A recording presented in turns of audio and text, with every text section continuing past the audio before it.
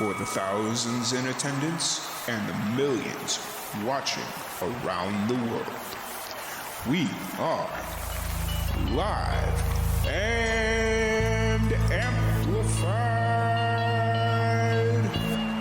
So let's get ready to podcast. Fire it up.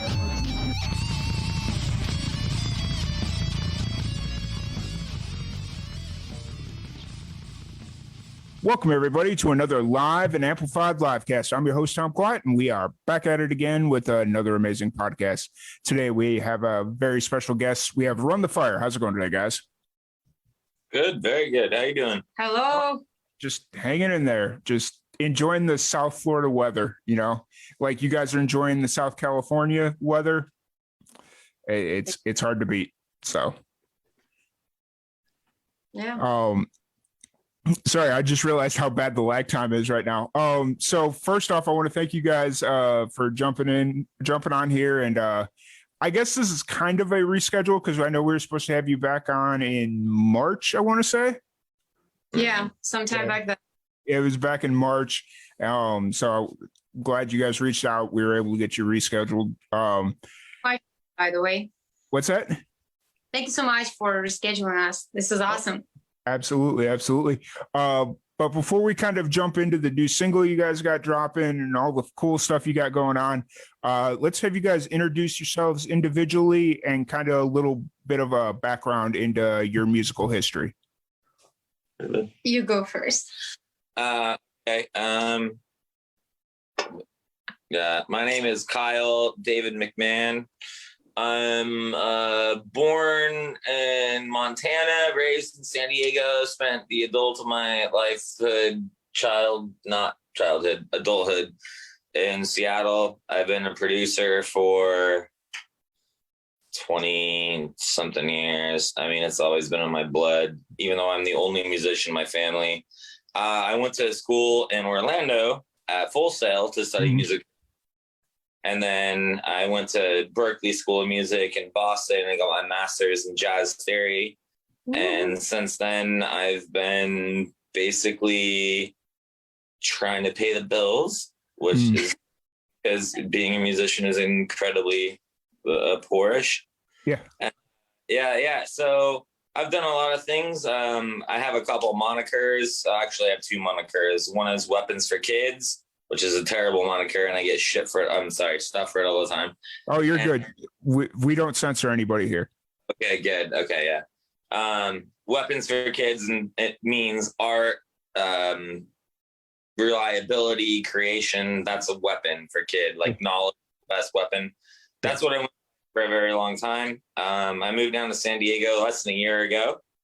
Instantly met Alexa, and we just had this kind of weird, like almost visceral rapport with each other about what we wanted to do. So I showed her a lot of melodies that I did, and we got together and we fight a lot. We hate each other, I think. I mean, I love you, but I hate you too. Yeah. So we fight a lot, but we make really good music together. And it was kind of the culmination of multiple things. It was a lot of things that I heard growing up, things that I was aspiring to be as a musician. And when I met my confidant, we just kind of took it to another level. And that's what Run the Fire is. It's very cinematic. It's very organic, and it is extremely unique and very niche, if you will. It's very much like that, and that's one of the things that draws me to it every time we write a song together. And I went from being a multiple producer for producing for multiple people to when Alexa and I got together, that's the only thing that I do now. So it's really it's really cool to do that, and it's really cool to hyper focus on one genre and one style of music, working with someone that's so talented, and we get to be able to bounce and forth and fight. We fight a lot. It's like, we don't fight in one day. It's not a good session. We have to fight a lot. But yeah, that's where I come from. So yeah, I'm the only musician in my family, which is kind of weird. I think it's a curse and a blessing at the same time. And I'm going to stop right there. Yeah. Sure. Awesome. And as for me, my name is Alexandrina Vasilkiewicz. I'm from a small country in the center of Europe called Belarus. And there's a lot of stuff going on there right now. Basically, a dictator ruling the country, being really not a good person right now. And yeah, and like 11 years ago, I made a decision to move to the States because I really like English language. And I just wanted to do music, and I didn't feel free in my home country. So that's why I moved to the States, and I moved straight to San Diego. And what I've been singing my whole life. My parents say that when I was a little girl, I would come up on the roof of a building or like our house and would sing, and like imagine it's a huge stage with a big stadium, I guess, on it or something like that. So I've been singing through school and university. I don't have any degree, but I just have an instinct in music, I think. I've been in several bands, but this one, I just heard like Kyle's stuff, and I was like, whoa, this is amazing. We got to work together. And then when we like created the first song together, I was like so stoked and amazing. I was like, well, this is it. We got to continue doing it. And yeah, I was doing it. I grew up listening to like a lot of Russian, Belarusian pop music, a lot of acoustic stuff. Then I started listening to like, Avril Lavigne, some jazz stuff too. And yeah, so this is where I come from. I like, raw sounding voices, raw sounding acoustic instruments. And I'm just passionate overall about music. And I think that we live in a free country where you can really express yourself and feel understood, kind of. And this is what I'm trying to bring through the music overall. Awesome. Yeah. And have you been in San Diego all 11 years you've been in the States? Yes, I've been in San Diego. I've been working till recently in like some corporate job because I paid the bills and I wasn't able to do it with the music. And then when the coronavirus happened, it had me thinking that I'm probably not doing what I really like to do. And what I really like to do is just sing and perform. And this is right about when I quit my job and pretty much met with Kyle, and I've been working on our project since then. It's been about like 8 months. Yeah, but the best city. Sure, it has been 8 months, hasn't it? Something like that. Damn. Dude, we wrote 13 and counting songs in 8 months. That's a lot. That's actually extremely prolific. Yeah. And so since you guys pretty much formed the band during the heat of the pandemic, have you guys actually had a chance to get out and play live shows or not yet? No, actually, no. That's a really cool question. And one of the things that we're super excited about is next month we're playing our first show because finally everything is freaking opening up again. And then more opportunities that are like flooding in our email about playing new shows. So yeah, it's going to be really exciting. And it's really cool to see all these venues opening and like all these festivals opening because that's what people need. People need to go have fun, like, dude, you work 5 days a week and then you have 2 days off. I mean, most people, we don't, we live in reality, but I work 7 days a week, 24 hours a day. So I work 0 days a week, but technically I work 7 days a week too. And it's just like, it's cool that people are going to be able to go have fun. Like, fuck. Like, let's go see a show. Let's go have fun. Yeah. I mean, luckily during the heat of the pandemic, I was in Texas. So there was always, other than like the first month or month and a half, was always shows kind of going on. Yeah. So I could go to them if I wanted to, but on that super strict lockdown. Yeah. See, dude, that's what's cool about like big cities. I mean, what part of Texas we're in? Waco. Oh, that's right, Waco. So Oh, yeah. it was one of those things where it was just like I went to a couple of shows, but the shows were so weird because people didn't know how to act around each other. So it was just kind of like, all right, I'm gonna just wait, give it another 6 months, 8 months, whatever it is. I actually moved down to San Diego from Seattle at the pinnacle of the everyone going insane over this. Yeah. And everything down. Like everything was done. There were like deer in the streets. Yeah. There was no one out. It was like martial law. So to see live music come back and to see people go out and have a good time, that's extremely important, you know?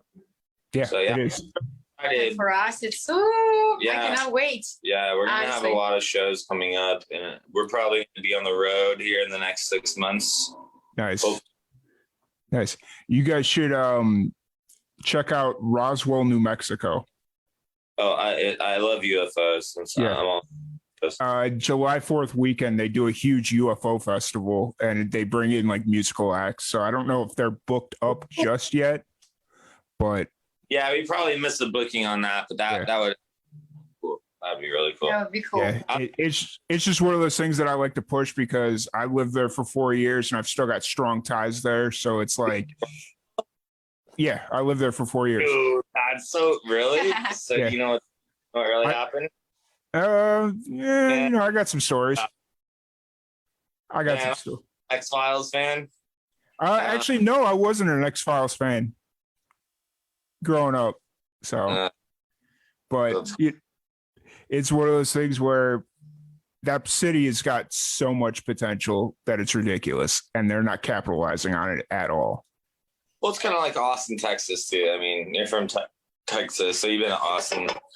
I mean, Austin's kind of like a college town, but I mean, South by Southwest, like that's. Yeah, it'll be interesting to see how South by Southwest rebounds after essentially 2 years off. Yeah, damn, it has been 2 years, huh? March, yeah. Isn't it?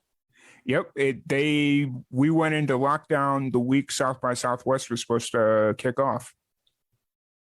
Yeah, that's South by Southwest. It'll always bounce back. Yeah, that's Sorry, true. My apologies. I wanted to add something real quick that the pandemic and this whole thing played a really good part in our lives, you know, Kyle. Because if it wasn't for pandemic, we probably wouldn't have met. Actually, I would be still working at my corporate job, probably, you know, and you would be still maybe in a different city. So, yeah, you know, that is kind of weird. Yeah, we kind of met through that. yeah. I moved down here. You weren't working. I mean, you were working, but you wanted someone to work with exclusively, and I found you. You found me. Like that's And we were able to concentrate on creating stuff. This is also huge. We spent a lot of time. Yeah. So Spend a lot of time together. Hey, at least you had somebody to spend the pandemic with, right? Yeah, and now they're both destroyed. We should probably find each other, but I don't think that's gonna happen. Gotcha. So you kind of touched on this a little bit ago, Kyle. But what's kind of the history of Run the Fire? How did you guys meet essentially?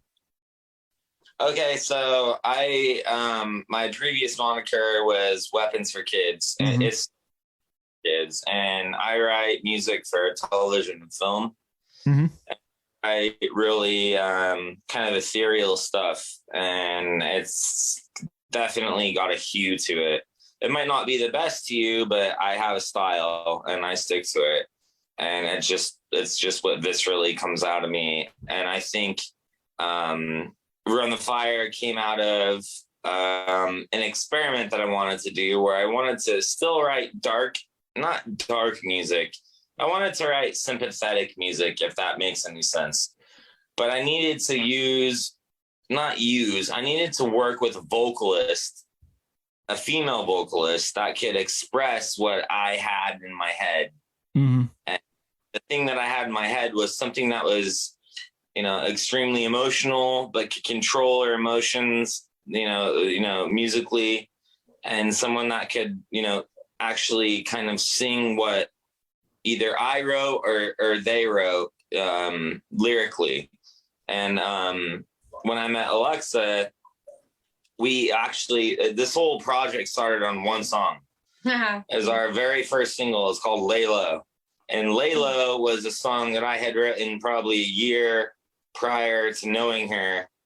Wow. And at first it was called Everybody Looks the Same. That was the working title that I had. Everybody Looks the Same. But I met her and I showed her the song. We met at a cafe, and she kind of like projected to me what she was going to do. And I projected back, and it was almost, I don't even know. I mean, it was, what is that? It's not synchronicity. It's serendipity. It was serendipity. What I was saying to her and what she was saying to me was the same thing. And it worked out so well. I was like, well, let's just record this. And I mean, we sat at a cafe and sang to each other for like 20 minutes. And then we took a walk for like an hour. Mm-hmm. And then we recorded the song. And once that happened and it came back, after you mix and master and adjust everything, and there's a whole process of producing music that goes behind it. Once it came back to what the song really was, I don't know, it just clicked. And I was just kind of like, all right, well, let's do this. And ever since then, we've just had this working relationship. I think we've broken up twice. I think I've told you I hated you a couple times. That's and you fine. hate me a couple times. No, but I mean, no, it's all respect. And I think we're the perfect delve of like darkness and happiness. Yeah. I'm a very dark producer and she's a very happy singer. Oh, yeah, you're a pretty happy singer. No. But essentially, we met through a Facebook post. Kyle like a musician group in San Diego that he's looking at for a singer for a project. And since I wasn't working, actually, I was scrolling Facebook and like musical feed, and I saw a post, and I'm like, well, what the hell? I'm gonna write to him, because in my head, like I also have like a solo project, but I don't know how to record myself, and I can write, but I need someone to record them with. She's a really good songwriter. And too, I'm like, I was, kind of manifesting. I need a producer. I need someone who can record, who can like maybe help me with writing songs. I need that. And I saw this post. I'm like, okay, I gotta react. I react to him. I sent him my like Spotify, I think, or something. Then he sends me a couple of melodies, and then I immediately, also because I was not working, I immediately like reply with some ideas, like vocal melodies back and forth. And he's like, wow, this is pretty good. And I'm like, wow, you're right, cool. And this is when we met. At it's one of those like serendipitous events where two people that come from polar opposites of the world, like can actually like create something cool. And that's the only thing that really matters at the end of the day. It's like, what is the finished product? Like I can bring my style and my neuroses, and she can bring her style and her neuroses. But at the end of the day, what does it fashion to be? And what it fashions to be with us is Run the Fire, which is why we started the band, because at first it was just a couple songs. And so we were like, all right, well, let's start a group. Let's start a name. Let's start like a quote unquote sound, if you will. And it just automatically, it was like visceral, and it's really good. And it's only getting better. I mean, we have 5 songs that are unreleased right now. Yeah. Yeah, 5. Yeah. And she won't release them. She's mad at me for some reason. We have 5 songs that are fucking amazing that are unreleased yet, that I can't wait for everyone to hear, especially this last one. Yeah. Another night. Yeah. No. So it was just, I don't know. Serendipitous. It was meant to be. For sure. Gotcha. So you mentioned you had 5 songs unreleased, but you were able to release one song. Was it 2 weeks ago, I guess, at this point? Well, we did an EP. Well, you did Eastern Lines, wasn't it? EP, and then what did we release 2 weeks ago? Eastern Lines? Eastern Lines. Not my favorite song, but it's a good song. What? I love this song. I think that's how we are. Yeah, see, she loves the shit I hate. I mean, I wrote that. Okay, I wrote the melody, and I wrote Eastern Lines outside of the vocals over a year ago. Mm-hmm. So it wasn't really with her in mind. Mhm. But she killed it on it. But I don't like the mixing I did on it. I think I fucked up on the mixing. But everything after Eastern Lines that we've done together, we got Dance You Gonna Lie, we got Another Night, we got Sentimental, Mhm. and then we got what else? Something else. It's hard to keep track. We got a lot of stuff. We have a ton of stuff in the works. But yeah, so we have a 7-song EP already. It was released in March. Yep. Now our latest single is Eastern Lines. It has like kind of like Arabic scene to it. And seriously, one of my friends just told me that this is like the best track he heard of us so far. It's like it's a little flat mix though. I fucked up on the mix. It is a little like experimental. It's weird. Everyone who's watching, you guys should listen to it. You should pull it up. It's definitely different. There's a lot of sitar involved. It's a very Middle Eastern track.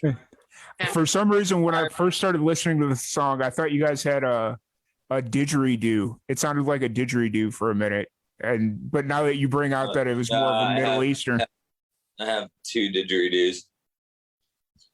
Yeah, I play didgeridoo. nice. He played every instrument. Yeah, I'm a multi-instrumentalist. I play like 13. Well, actually, now 14 instruments. Yeah, so that's amazing. You can call me a liar or a psychopath or a whatever. I don't really care. Play all of them. You should see our studio. It'd be cool if you actually came here. I mean, we could turn the camera on. All you're going to see is because we're in our studio right now. All you can see is a control room. But then I have like, I don't know, how many guitars do I have? 20 guitars? A lot of guitars. It's depressing. A lot of guitars, guys. You know how many relationships I've ruined over music? A lot. Yeah, I imagine it happens. Married one, which we won't, but I mean that was my thought process. No, I'm kidding. So let's go ahead and talk a little bit more about Run the Fire. Was this the first 7 songs you guys wrote and they just happened to work as an EP, or was there kind of a weeding out process? Yes, the EP was not a weeding out process at all. The EP was 5 songs that we created together, and 2 songs were from a previous project that I did that I knew wasn't going to go anywhere, and I wasn't marketing in it or anything like that. And those are, that's a song called La Jolla Descanso, which means the jewel, and it's a descanso, which means like interlude, kind of like break, Spanish. It's an instrumental. Yeah, it's an instrumental. And then there's a song called 4 a.m. on there that I threw in, and it's about it's about insomnia, basically. And we threw those songs on our 5-song EP because fuck it, let's like do a 7-song EP rather than a 5-song. Yeah. And we did that, and then everything else we've done since then has been co-written together, so which is really cool. So when the EP came out, it was exciting for us because people were going to see this. It was going to be a flash thing. But I think what we were really trying to do, and I think what we're trying to do right now, is to entice people a little bit. Like, hey, this have a new style. It's not really a new style, to tell you the truth. It's trip hop. We write trip hop and back to electronic music. It's not like this has never been done before. It's been done before. But what we're doing is like reinventing the wheel on certain things. So our EP came out, and that was like an attention grabber. And then everything we're coming out since then is kind of like, it's a bit more experimental. Like it will go to that degree. But what personally, and I don't know, we never really talked about this.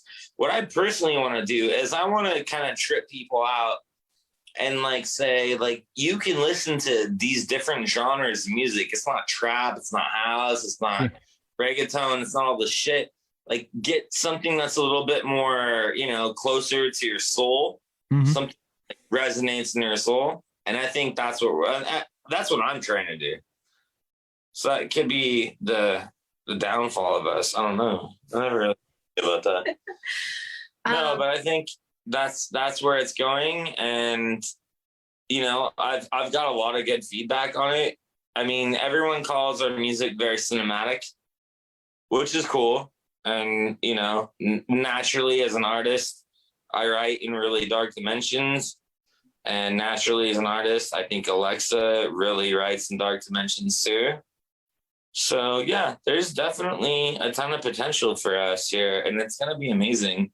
It's just a matter of getting it to the right audience, and it's a matter of getting it placed, and it's a matter of people understanding that like this is not us trying to pretend. We're not trying to pretend. This is the music we write. You know? Yeah, we're definitely true. And you know what I love about our stuff and our style is that we're just combining different styles: alternative, pop, rock, jazz, electronic, drum and bass on one song. Dude, we just released this. We just finished. I got the track back from London today. We use a mastering agency in London, UK, and we got this track called Another Night, which is like a hardcore jazz track. And it's probably my favorite song we've ever done. It's fucking sexy, dude. It's sexy, it's jazzy. Oh my God, it's guys. So good. Everyone like who listens to us and continues to listen will be just, I guess, impressed with variety that we give. And that's what I like. We're not like sticking to just one style or something. And that's super awesome. And I hired a trumpeter for the segue, the fade out of the song. Michael Lanke out of somewhere in Idaho. Really, he's old school. He's like 60s or something. He played the flugelhorn. He didn't even play a fucking trumpet, flugelhorn, which is kind of the same thing. And this dude, man, this song, you haven't even heard the master. I just got it back today. You know, I was like, it's good. It's really good. Gotcha. Yeah, there's a lot of variety coming from us. We're not one of those bands. It's like a one, what is it called? A one man show. Yeah. One horse show or something. Yeah. Something like that. Yeah. We're not a one man show. We have multiple genres coming out of us. And I mean, tell you the absolute truth, this is the best thing I've ever been a part of in my life, musically, and I think it is for her as well. And it's not going to be like, oh, if no one picks us up or people give us bad whatever, like it's gonna go away. It's not gonna go away. No, we're gonna do this. We're gonna do this. I mean, I have connections in writing for film and television, but I don't know. This is something different. This is something unique and respected, and I think that's the coolest thing. Mm-hmm. Yeah, absolutely. So are you guys looking at doing another EP to follow up the Run in the Fire EP, or do you kind of just see yourself releasing everything you got as singles? Well, see, we argue over this. Well, let's see. We might release a few singles, and I think we're gonna release a full EP or a full album after that. Okay, gotcha. Well, because it seems like, I mean, the way you guys are turning out songs and writing songs and putting stuff together, I don't. It's fucking great, like a song a week. It's insane. That's great. I mean, that's the truth of creating and producing everything ourselves. That we don't have to go to the studio, right, and find a studio or something like that. We're sitting in a studio right now. Yeah. So. Where do you guys pull your? Or where do you find the influences to write as much and frequently as you do? I guess experiences in our life, everything we've been through, like separately, I guess, Kyle and me. We have so much to say, I feel like, overall. Most of my influences don't come from that, but that's okay. Well, then mine, then mine. You're going to tell about yours, but I just feel that I have so much to say from from my childhood, from my moving to like a different country, from trying to survive here, like doing random jobs that I don't know, and then trying to establish myself here and stuff. It's life. I've had so much happen in my life that I feel like I have a lot to say, basically. What's up with you? My music comes from nightmares. Oh, interesting. Wow. Nightmares? I'm sorry. Music comes from nightmares. That's fair. That's fair. And then kind of outside of music, what do you guys do? What are some of your hobbies outside of music when you need to kind of escape from everything? Oh, this girl likes to play volleyball, which is fucking weird, but you gotta play some volleyball sometimes. So I do a lot of stuff, actually. What do you do? Well, Besides volleyball? I do running. I love running. Yeah. And I really like playing volleyball, beach volleyball. I started it like in 2012. I started playing beach volleyball, and it's like, ooh. I like, hiking, camping. What else? Fire gazing, moon gazing, ocean gazing. She's a pirate. I love it. And I also do like I sometimes I gather with friends and we play some psychological transformational games. I love psychology. Oh yeah, So- you had a game once, didn't you? Yeah. I can like facilitate a psychological game or something. It's a little That's so bit fucking spiritual. weird. Like it is like esoterical. Is that the word or something? Esoterical. man. Esoterical. Yeah. Yeah. Yeah, But that makes sense. Yeah, that's crazy. yeah. So I mean, there's so much to do in this world. Oh my God. And then me, I don't do anything. I'll move a little bit here so people can see. I don't care if they see me. I'm a musician. That's all I do. Hmm. That's literally. I cook breakfast. I feed my dog. Dogs. That's No, I love One. dogs. Yeah, I have one dog. She's a Belgian Malinois. She's a fucking bitch too, but she's a good. I cook and I work on music. That's literally all I do. Like literally all I do. Yeah, you mentioned you. I am a very good cook, but I have no hobbies. I mean, my hobby is writing music. That's fair. That we released, a seven song EP, and then we have 5 more on the docket. There's probably literally 230 songs that I've written that just won't make the grade. I call them trash songs. They go. And I go off this weird thing, like 1 out of 10. Like I'll start 10 ideas and one of them will actually be a song. The other 9 are just shit. So that's what I do. That's with me. That's all I do. I listen to jazz. I got these hand tattoos, which is really stupid, from a Miles Davis record called Live Evil, but everyone misconstrues it as Live Evil. And now everyone thinks I'm this like terrible person, but I'm not, because I have Live Evil tattooed on my hands. But it's Live Evil. It's a Miles Davis record. And yeah, that's all I do. I have the exact opposite issue with Live and Amplified. Everybody calls it Live and Amplified, which makes no damn sense. People misconstrue that all the time, and it's so annoying, right? Isn't it so annoying? Yeah. Understand your understand your etymology, and 2, understand how the fuck to speak these words. Like, Can I? Wait, is it somewhere here? yeah, you've seen him. I had him when I never actually read. She let me what's stay written. with her for 2 weeks. Live, right? No, live Live. evil. Yeah. Live evil. Yeah. That's. Yeah. No one can call me racist because I have Miles Davis tattoos on my hands. I don't have any tattoo, but I want to get one.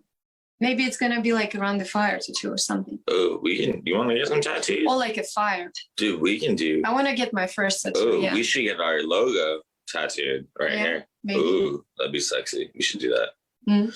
I think we're probably gonna end up getting married one day. Nice.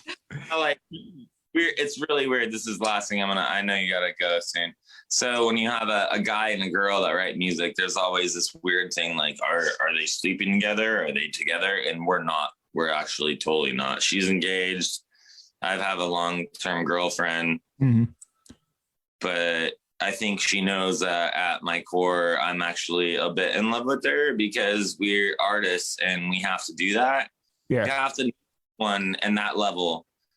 You know, you have to like understand someone at that level where like there's no judgment passed or anything. So I think there's always going to be some sort of kind of like connection between us. Yep. It probably come to fruition, and it's probably a good thing because we write so well together, except for the fact that we hate each other most of the time. I mean, it's okay as we write good music, you know. I know. That's all what matters. That's all that matters. Gotcha. But at the end of the day, like I have nothing but respect for her, and I don't know. Any musician that's trying to make money on their art right now, especially what's going on right now, my hat goes off to them. That's insane. Gotcha. And then you guys have any have you guys announced any shows yet, or what's kind of your show schedule looking like right now? Let's see. We haven't announced it, like announced. We're gonna announce it a bit later, maybe like in a few days or by the end of the week. Gotcha. Yeah, but it's gonna be a show on the 12th of June. So what is this? Kind of close. And then May 26th. Yeah. On our page. So like on June 11th, we release our new single called Run and Hide, where I even kind of rap a little bit. That's when we're releasing that? Yes. And then on 12th, we're gonna have our live show. Yay! Nice. Yeah, I spent like fucking $1,000 worth of shit over here. Well, you can't see because you're The people cannot see you. Okay, well, hold on. Let me do this. There, this is our studio. Nice. And that's a bunch of shit which you can't see that I bought. So yeah. It's everything's good. Cool. And then if anybody wants to check out your music or wants to check out where your shows are at, where's the best place for them to do that? Fire.com. Yeah, we've got a website, runthefire.com. We got a YouTube channel also. You can just type in Run the Fire and let's say one song, Lay Low. This was our first single and it's gonna pop up. We have an Instagram, which is Run the Fire Official. We have a Twitter too, which is fucking annoying. I built for us. Yeah, we have a Twitter too. Then we have also a Facebook page, which is also called Run the Fire. So I think it should be pretty easy for people to find us, and we are on any digital platform, Spotify, Apple Music. We're also called Run the Fire everywhere, basically. Yeah. So if you guys want to keep up to date with us, with our first show, check out our music. And a lot of people ask about the name of the band. Sorry, buddy. You're good. That was my foot. The name of the band comes from Run the Fire. I don't know if you know, like, war history. Running fire, you know what that means? No, I don't. Running fire is when you just open up fire on everyone. And it's disgusting, but it's also called a Hail Mary. And that's kind of where the name comes from. So this project, Run the Fire, is not about violence or anything. It's about peace and love. Like, that's what it's about. But it's about opening up yourself and your creativity and just throwing it on everyone. And Run the Fire means like open up all the emotional serendipitous guns that will just hopefully go to everyone and impact them in a good way. So, I mean, that's where the name comes from. Because there's another band called Run the Jewels, which is like a hip hop band or rap band from Atlanta, I think. We're no way affiliated with them or that. Run the Fire has way more meaning. but yeah, it's about just doing what you love to do and making people feel good. That's the name. Run the Fire. It's a Hail Mary to just make people feel good. Awesome. Well, once again, guys, thank you so much for joining us. I really appreciate it. I was really glad to sit down and finally get you on the podcast, sit down and chat a little bit. Before we leave, though, I do have to ask you one very, very polarizing question. All right. And Kyle, since you lived in Chicago for a bit, you probably will have a pretty decent answer to this one. Pineapple pizza, yes or no? Fuck no. I don't know what that is. No way. Okay. That's what I agree. I agree with that. So, dude, in your heart. It's wrong. So, I just had to ask. I had to ask.